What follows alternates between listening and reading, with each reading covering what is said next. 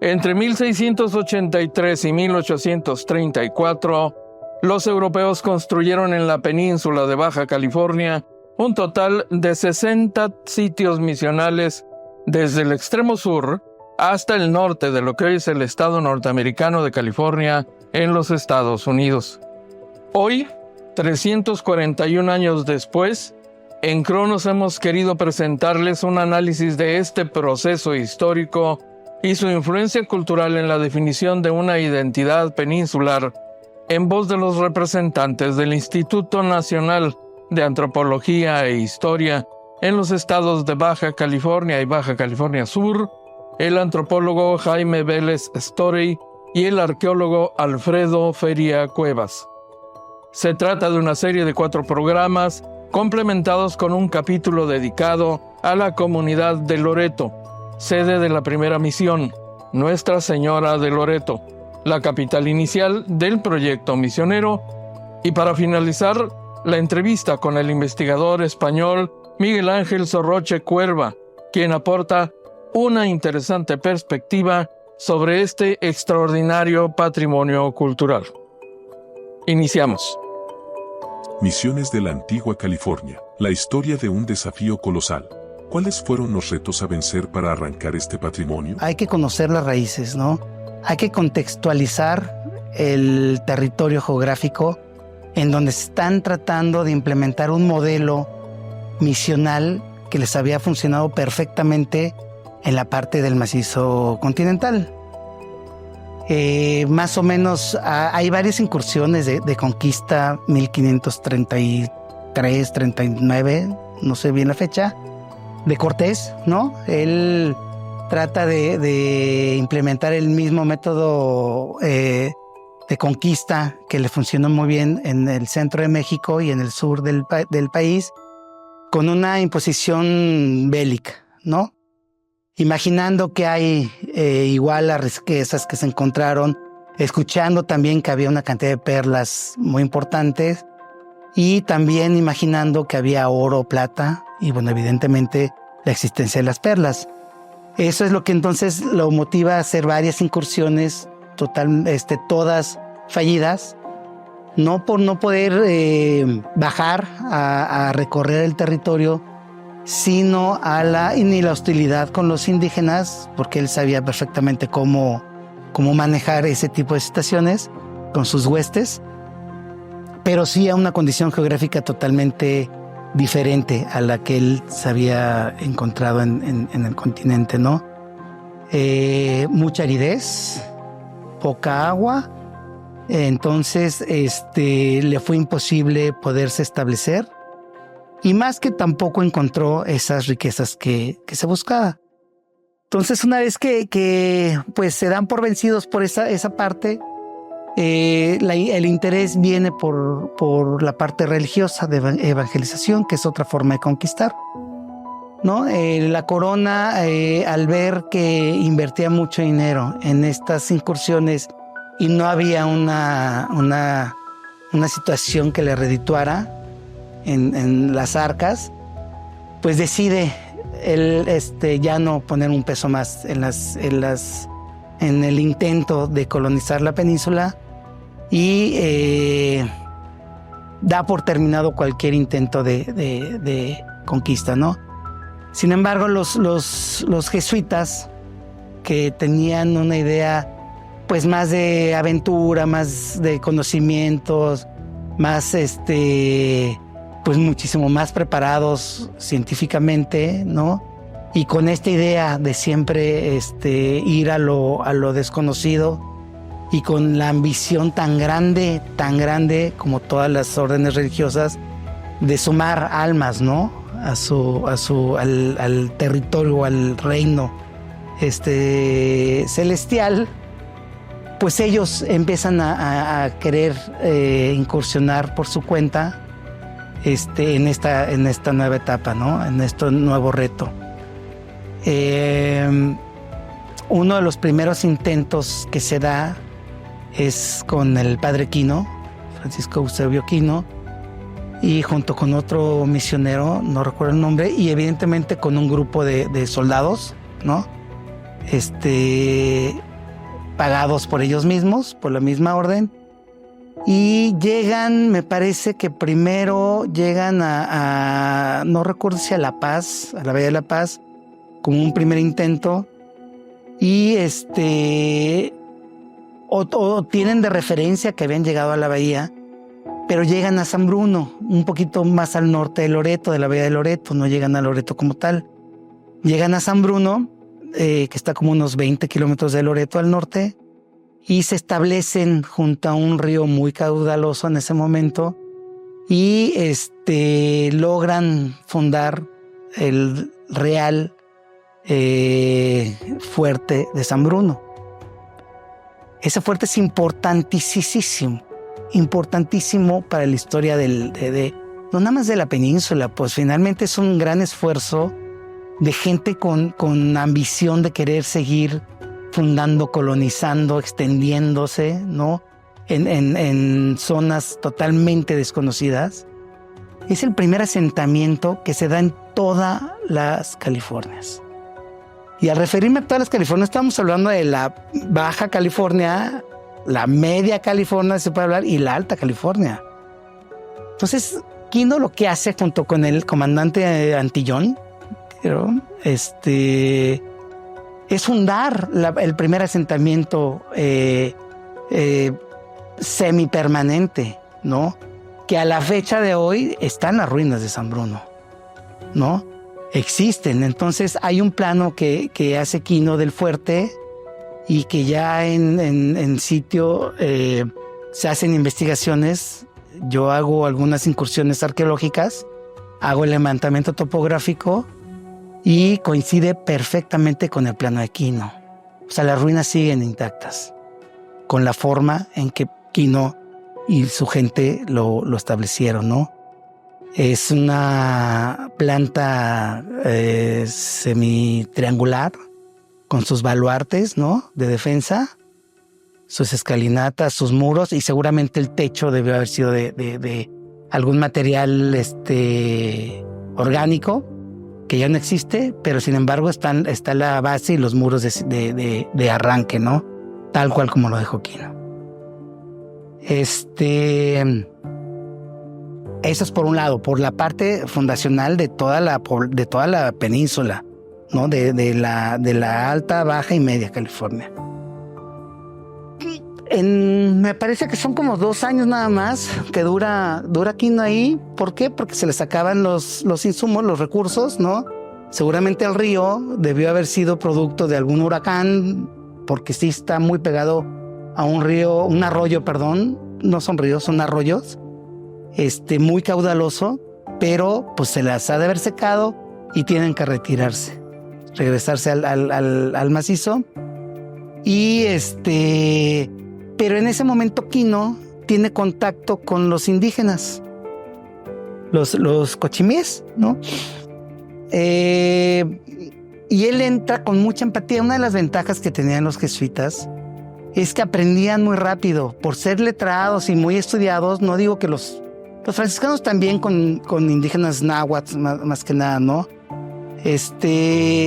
Pero los jesuitas tenían mucha facilidad de poder aprender el idioma de la gente nativa, de la gente local. Entonces hizo muy buena relación con los indígenas, tuvo muy, muy buena respuesta. Y él regresa con la intención de poder convencer a las autoridades eclesiásticas de que pudieran regresar a continuar y ahora sí a implementar todo un proyecto muy ambicioso de evangelización en la península, ¿no? Ya habían hecho algunos recorridos, llevaban sus lo que podríamos llamar topógrafos, ¿no? Haciendo el mapa y dibujo de las líneas de costa. Entonces, él se regresa con la intención y con el objetivo prácticamente de vida, porque pues ya quería él quedarse permanentemente de este lado. No nada más era impulsar, sino era quedarse, y con la empatía que había generado con los indígenas, de regresar, ¿no? Entonces, al momento le costó algunos años en convencer a sus jefes, digamos, de que pudieran autorizar este regreso, y involucra al padre Salvatierra para que vengan juntos. Y creo que como una semana o 2 semanas, un tiempo muy corto, antes de regresar a la costa de la península, lo mandan a incursionar al norte del país, a la Alta Pimería, que ahí había algunos problemas ya de rebeldías y tenían que seguir la avanzada de este mecanismo de misión presidio, ¿no? Que funcionó muy bien el centro norte del país, ¿no? Y pues nada más viene Salvatierra para acá. Y pensando o queriendo llegar a San Bruno, no llegan a San Bruno. Obviamente hay varias cosas, ¿no? Que si salen y que cuántos vienen y que si se pierden el trayecto, la balandra o el navío de no sé qué. Está interesante toda esa parte de documentación, que ya está muy bien documentada, incluso publicada. Pues llega a Loreto, a la vía de Loreto, y es cuando fundan la misión de Loreto, la primer misión de toda la California, ¿no? ¿Qué es lo que genera que Loreto esté fundada ahí? Pues agua. ¿Qué es lo que buscaban los misioneros geográficamente para poder implementar o fundar una misión? Pues que hubiera agua, que pudieran tener tierras de cultivo para poderse mantener, y que estuvieran cerca de grupos locales que pudieran congregar, ¿no? Y ejercer su función, porque de otra forma no tenían por qué realizar un proyecto tan ambicioso si no fuera el convertir o evangelizar a grupos grandes, ¿no? De personas. Entonces Loreto estaba perfecto para poder fundar la misión, y de ahí ya empieza, eso fue en 1697 más o menos. Y de ahí ya empieza una pues difusión de distribución de padres, ¿no? Con las intenciones de ir fundando por toda la península misiones.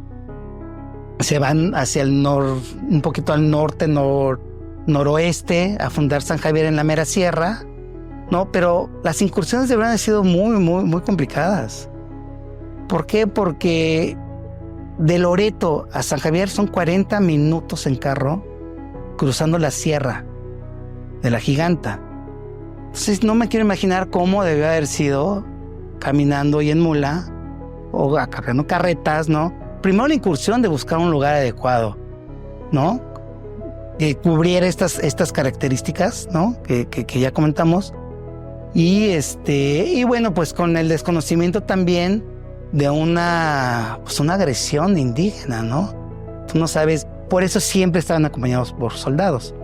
Aquí una de las ventajas que tuvieron los jesuitas, a diferencia del resto de estos proyectos misionales, ¿no? La misión es un modelo, no es que sea exclusivo de los jesuitas, ¿no? Es un modelo de operación, de instalación, ¿no? De un conjunto de elementos en donde está un espacio para culto, donde hay una casa del misionero, donde hay un espacio de reflexión, de educación, de redistribución, un granero, un corral. O sea, es un conjunto de elementos, la misión, un conjunto misional, ¿no? Entonces, aquí, en Baja California, lo que pasa es que el padre, el jesuita, era el señor que decidía todo. Sobre los soldados, incluso. Y eso no les gustaba, ¿no? ¿Por qué? Porque pues eran acostumbrados a tener sus mandos, y que si el capitán y que si el almirante. Aquí todo lo decidía el misionero, ¿no? Entonces, ¿por qué? Porque estas expediciones fueron totalmente pagadas por la orden religiosa, ¿no? A la corona, al no ver un efecto de retribución o beneficio económico, pues decidió no meter un peso, y esto se hacen con la anuencia de los altos de jerarcas de la iglesia. Finalmente deciden sí aprobar el acto de que las haciendas pertenecientes a los jesuitas dieran dinero para apoyar esta incursión, ¿no? Está la de Cuapa, está varias haciendas que producían muchos productos, así que básicos, digamos, que les pudieran no nada más dar en especies, sino en recursos económicos. Rentaban muchas cosas también. Entonces, pues por eso eran los que decidían absolutamente todo sobre los militares, ¿no? Se van entonces haciendo esta construcción de misiones hacia el norte, luego se van, o sea, no fue una ruta específica, dijeron, ahora sí nos vamos todos al sur. No, de manera simultánea estaban construyendo tanto al norte en Mulegé como al sur en Santiago, en Los Cabos, por ejemplo, ¿no? O sea, fue un proyecto impresionante, de verdad, impresionante de poder abarcar todo el territorio, ¿no? Con presencia misional, para poder tener pues ganado el espacio, porque aparte tenían la exclusividad de poder trabajar en el territorio, ¿no?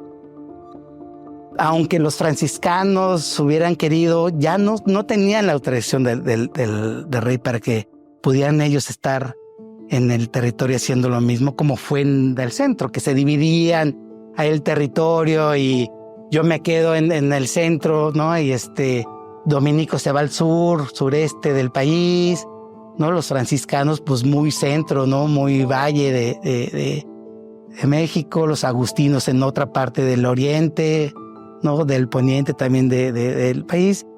Entonces aquí era exclusivo para los jesuitas. Entonces,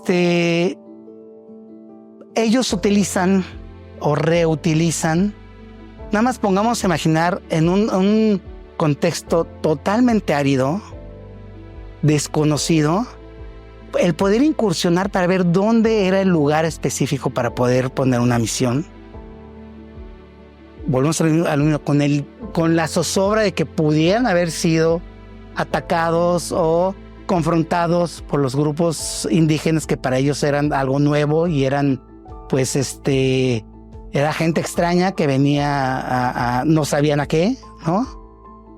Entonces, el poder incursionar y buscar y decir, es aquí, puede haber sido mucho tiempo invertido. Y se encuentran con la limitante de que no es autosuficiente la producción que ellos tenían para poderse establecer como lo tenían pensado. Sumado a que, a diferencia del centro de México, no pudieron hacerse de los productos que producían y consumía la gente local, que es como en el centro de México, llegaban, conquistaban un grupo costero de Chontal en el Golfo de México, por ejemplo, y les pedían tributo, pues hacían de los productos que ellos producían, pues, ¿no? Y de ahí se mantenían. Aquí no. Aquí eran pequeños grupos que cazaban, que recolectaban, que pescaban para consumo propio, pero de 3 gentes, no sé, 5 gentes, que no, entonces no podían hacerse de eso para ellos mantenerse, ¿no? Entonces, tenían que estar sobreviviendo de los productos que les mandaban del macizo continental, que si llegaban a La Paz y de La Paz a redistribuir a las demás misiones, donde no eran algunas autosuficientes, como lo pudo haber sido Todos Santos, que ahí había más agua, había más posibilidad. San Javier tenía también un oasis muy importante, que luego San Javier o Todos Santos pudieron haber también servido de distribución a otras misiones como San Luis Gonzaga en en la parte del valle, ¿no? Y sumado a la soledad. O sea, los misioneros vivían uno por misión y estaban a una distancia bastante alejada como para poder decir, vamos a tomarnos un café el domingo, ¿no? De verdad, debió haber sido una cuestión muy difícil, ¿no? Aún acostumbrados a estar en autorreflexión y meditaciones, no de eso, ni aquí ni en el centro, pues, de México es tan factible, pues, que tanto tiempo inviertas en eso. Lo inviertes tal vez 2 días, 3 días, pero todo el tiempo. Entonces sí debió haber sido una cuestión muy difícil, ¿no? Y pues pensando un poco en los grupos que los antecedieron, pues también debió haber sido o sea... Regresamos. Debe haber sido una cuestión muy difícil, ¿no? Y pues pensando un poco en los grupos que los antecedieron, pues también debió haber sido o sea, los estudios antropológicos han hecho en la península un estudio, para poder conocer los diferentes grupos, 3 grandes grupos lingüísticos, ¿no? Que son los pericúes, los guaycuras y los cochimís, pero en realidad eran muchísimo más grupos con diferentes idiomas. Para poder estudiarlos se hicieron, o sea, viendo similitudes fonéticas y lingüísticas, se hicieron estos 3 grupos, pero no, los pericúes había grupos que hablaban diferentes idiomas, que compartían alguno que hicieron que los concentraran en un mismo grupo lingüístico. Los guaycuras igual los cochimís. Los tenemos aquí en el estado de Baja California, varios grupos con diferentes raíces o idiomas, no sé, allá debió haber también una variedad impresionante de lenguas o idiomas que ellos tenían que también sortear e interpretar y adecuarse a cómo ellos pensaban, sus tradiciones funerarias, por ejemplo. Entonces no fue fácil para los misioneros, ¿no? Y el integrar a los indígenas a sus actividades, pues fue un poco lo que costó el deceso de estos grupos, grandes cantidades, y pues el fracaso del objetivo misional, que era integrarlos, era capacitarlos y adaptarlos a un sistema de cultivo, de autoconsumo, ¿no? Cosa que no se logró para nada, ¿no? Un sistema de vida. Un sistema de vida. De ver las cosas y de vivir en lo cotidiano. Claro, aquellos acostumbrados a estar siempre al aire libre, sin ningún tipo de organización, ¿no? Restrictiva, efectivamente, ¿no? Y si estaban, por ejemplo, cumpliendo con ciertas actividades en las misiones, que decían, bueno, tienes que estar aquí una semana, ¿no? Porque tienes que hacer esto, pues era porque les daban de comer. No, entonces, fuera de que ya no les dan de comer, pues se iba, ¿no? Mira, la verdad es que seguramente sí, y así como esa, debería haber otras en Los Cabos y en todo, porque eran estos pequeños grupos. Te digo que eran muchos grupos de diferentes, con diferentes nombres, identificaciones, pero estaban todos concentrados en un mismo grupo lingüístico, que fue como se implementó para poderlos estudiar y en nivel general, pues en toda la península. Una categoría, y seguramente sí, había muchos grupos, ¿no? Que aparte compartían también, pues muchos rasgos de actividad, ¿no? Entre ellos su sustento. O sea, todos cazadores, todos recolectores, algunos pescadores, ¿no?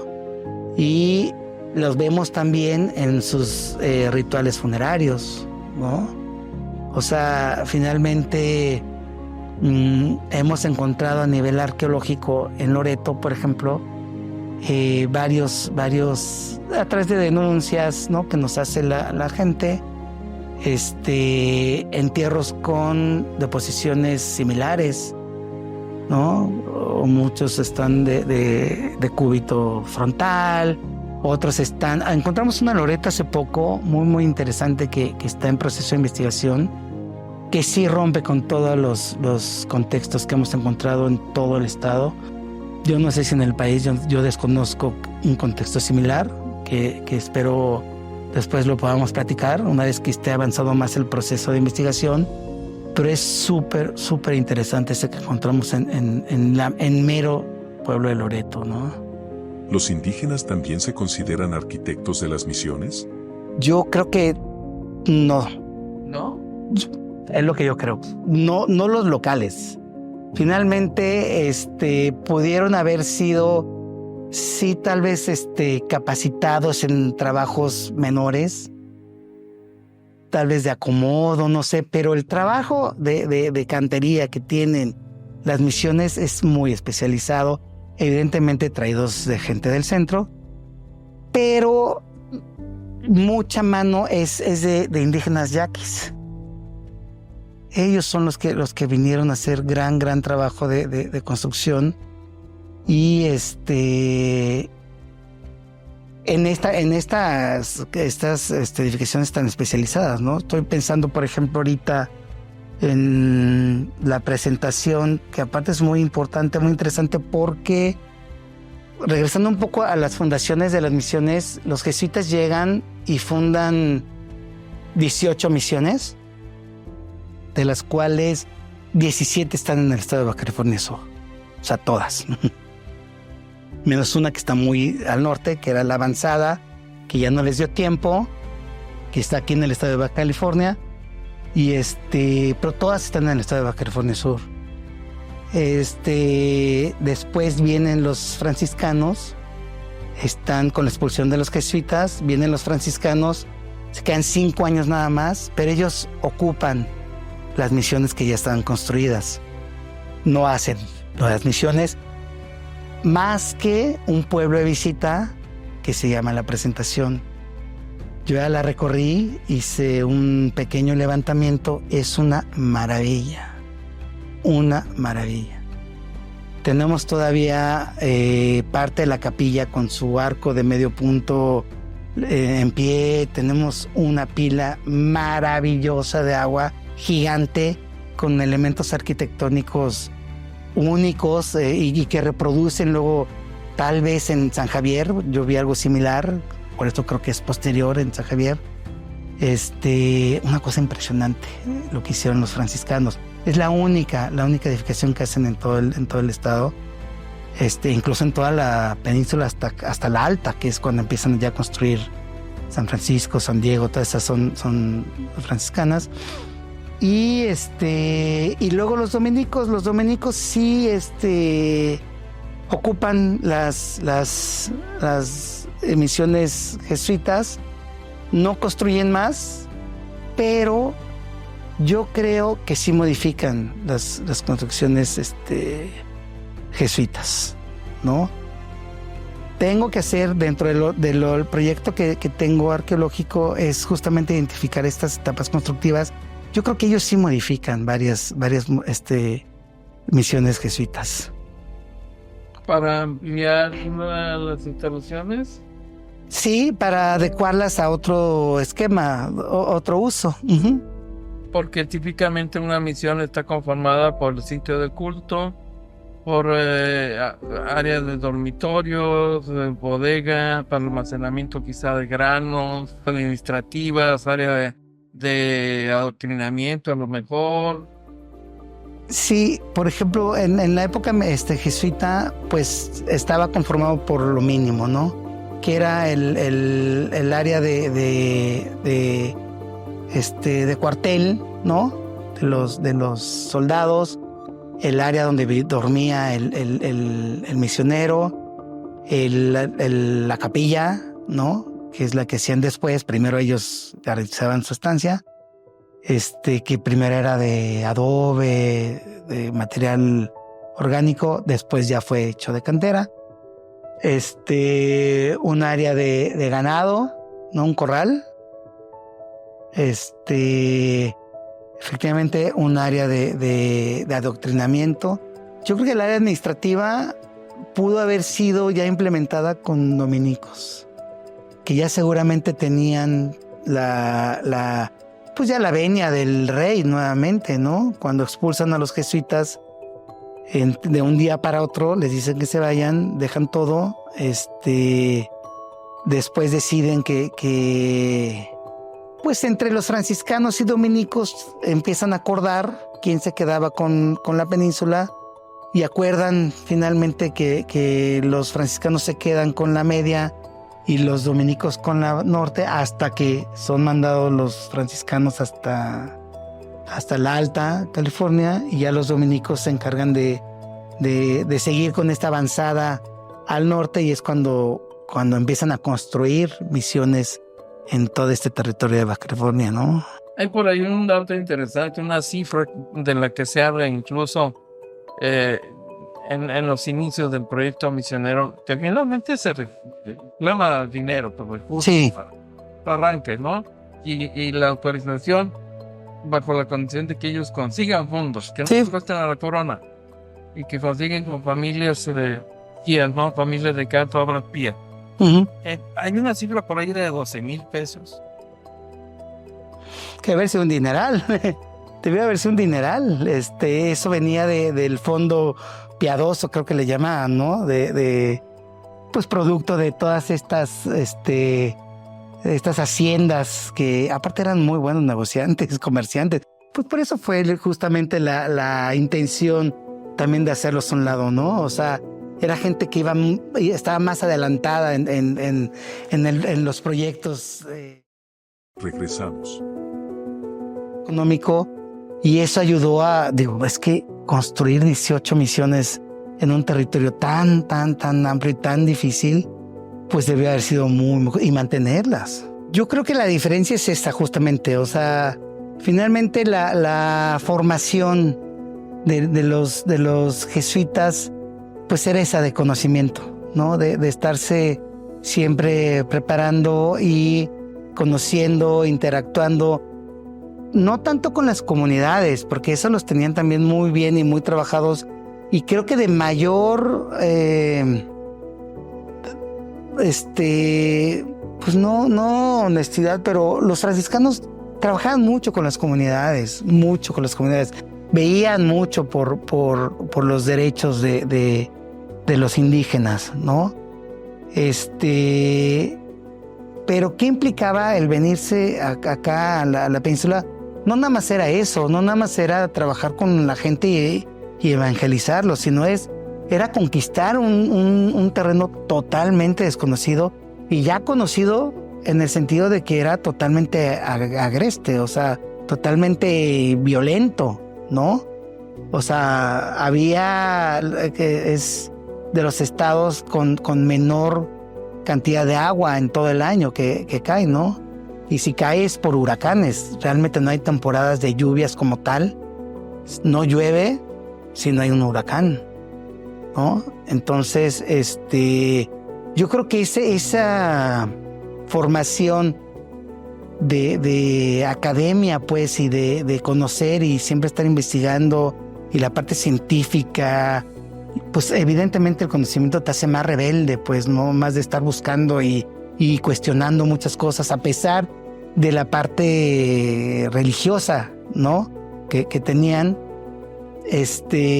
Fue lo que impulsó a que ellos tomaran la decisión, sin pensarlo, de venirse para acá.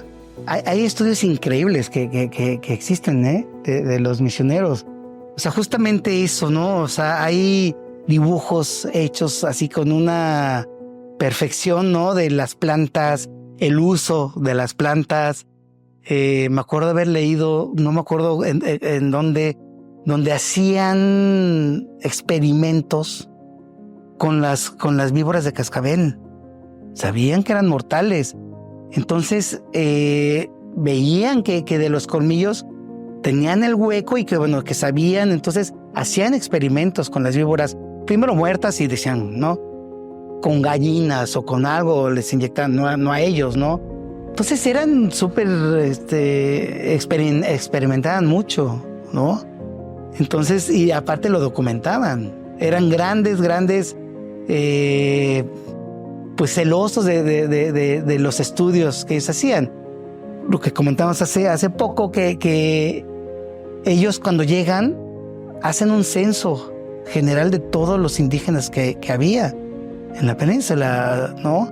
Y ellos van haciendo un recuento de los decesos también que hay. O sea, sí está documentado cuántos indígenas, cuánta población indígena había, por lo menos lo que ellos censaron en el territorio, y al final cuántos quedaron. O sea, por años, pues, ¿no? Ellos llegan en 1697 y censan 41,500 indígenas. 20 años después se habían bajado a 41,000, 40,000.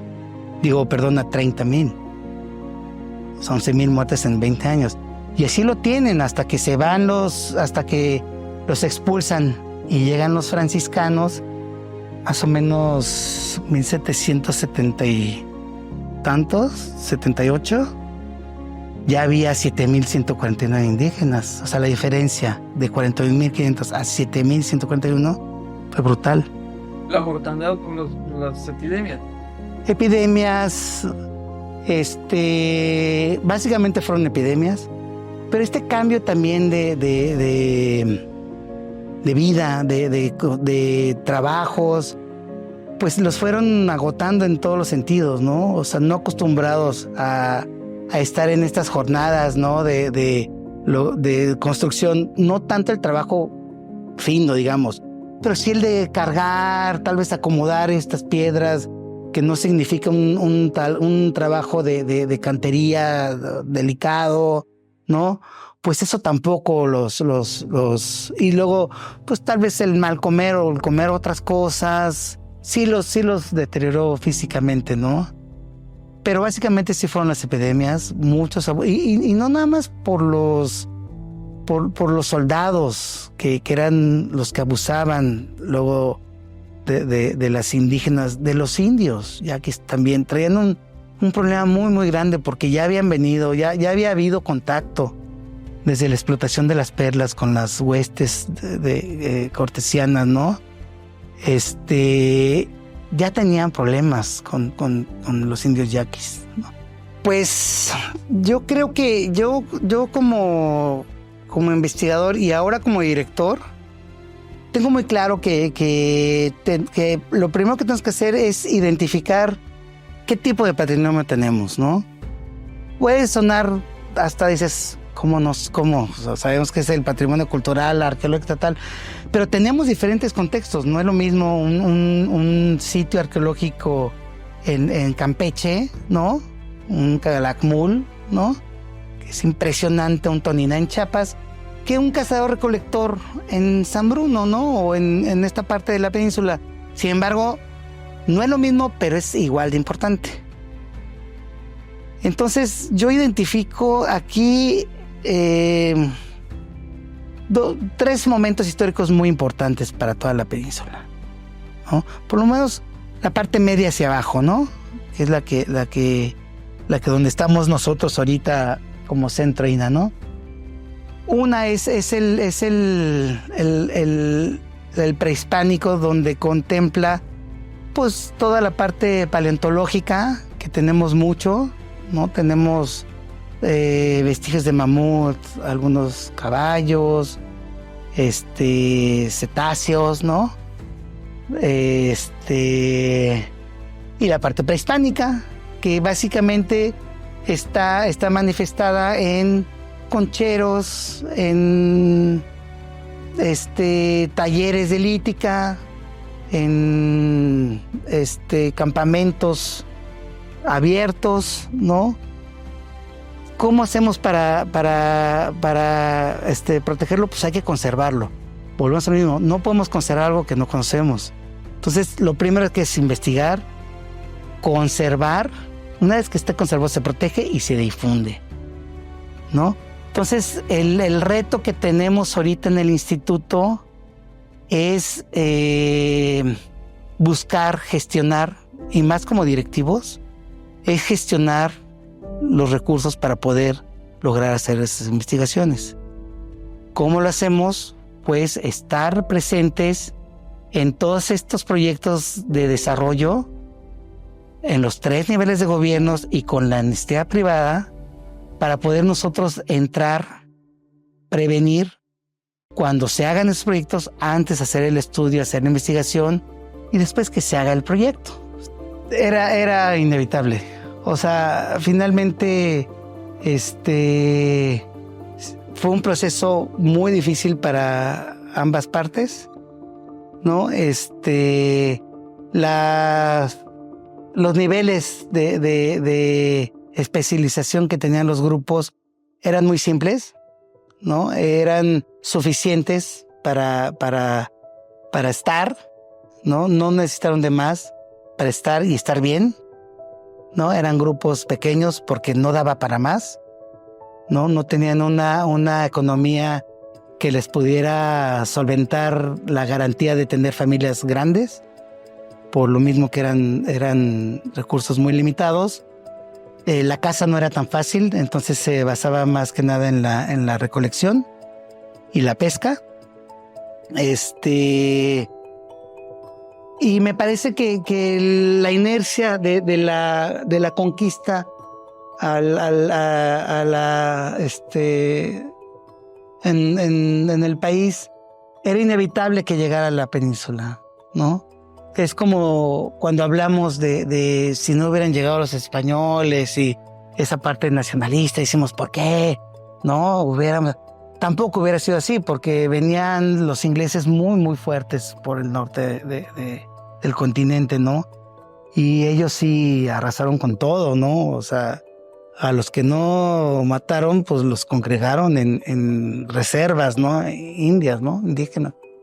Entonces yo creo que hubiera pasado igual en la península. Hubieran llegado estas grandes grupos, ¿no? de migrantes, que sí, seguramente hubiera pasado lo mismo, pero sin este interés de integrarlos, de reconocimiento, ¿no? Finalmente se pierde un legado histórico muy importante en cuestión de población de un grupo, pero se crea uno muy, muy fuerte que viene a glorificar, si se puede decir así, la población peninsular, que son los nuevos californios, los rancheros, ¿no?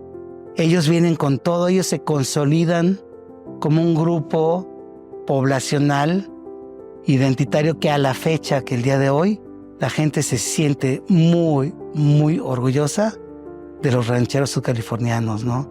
Y eso hace un contraste con todas estas oleadas de migrantes, a lo cual me incluyo, ¿no? Que venimos de fuera, pero más que nada por estos grupos con intereses económicos nada más, ¿no? O sea, no es la misma la gente que va a vivir y respeta el entorno, respeta los recursos naturales que tenemos, porque ahí vivimos, a los que llegan a invertir y se van, ¿no? Que es muy diferente. Entonces yo creo que hay un grupo que viene es que glorificar, ¿no? A reforzar o a retomar este legado peninsular, ¿no? Porque igual padecieron una adaptación muy, muy difícil, ¿no? Y que lo vemos ahorita, ¿no? O sea, los rancheros viven a kilómetros y kilómetros y kilómetros de distancia entre ellos, en condiciones muy, muy, muy adversas, ¿no?